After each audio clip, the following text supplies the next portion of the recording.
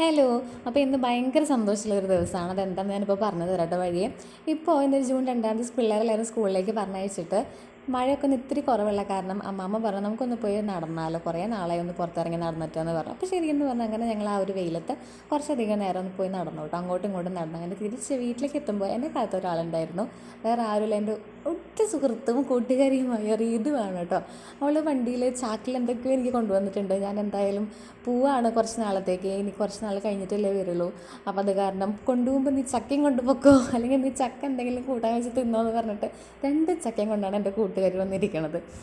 ഭയങ്കര സന്തോഷമുള്ള ദിവസമാണ് കേട്ടോ. എന്നിട്ട് അവൾക്ക് നാരങ്ങ വെള്ളമൊക്കെ കൊടുത്ത് നാരങ്ങയൊക്കെ കുടിച്ച് കുറച്ച് നേരങ്ങൾ ഫോട്ടോ എടുത്തു, റീൽസ് എടുത്തു. അത് കഴിഞ്ഞിട്ട് പിന്നെ അവൾ കൊണ്ടുവന്ന ചക്ക അത് അഴിക്കാനുള്ള ഒരു പരിശ്രമമാണ് നിങ്ങളിപ്പോൾ ഈ കണ്ടുകൊണ്ടിരിക്കുന്നത് സുഹൃത്തുക്കൾ.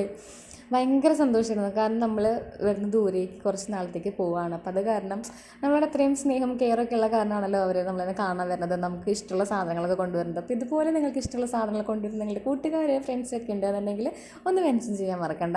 അങ്ങനെ 2 ചക്കയാണ് കൊണ്ടുവന്നത്. ഒന്ന് ഇച്ചിരി പച്ചയായിരുന്നു, ഒന്ന് പഴുത്തതായിരുന്നു.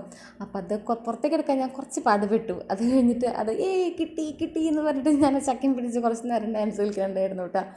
അത് കഴിഞ്ഞിട്ട് പിന്നെയും ഞങ്ങൾ കുറേ നേരം വർത്തമാനം പറഞ്ഞിരുന്നു. അങ്ങനെ ശരി അവൾ പോവാന്നൊക്കെ പറഞ്ഞിട്ട് അവൾ അവിടെ നിന്ന് ഇറങ്ങി. ഇത്രയും വളർന്നു, പക്ഷെ എന്താ ചെയ്യുക, ബുദ്ധി വളർന്നിട്ടില്ല. അത് കാരണം ചെരുപ്പ് പിന്നെയും അവൾ തലതിരിച്ചിട്ട് ഇട്ടിരിക്കണത്.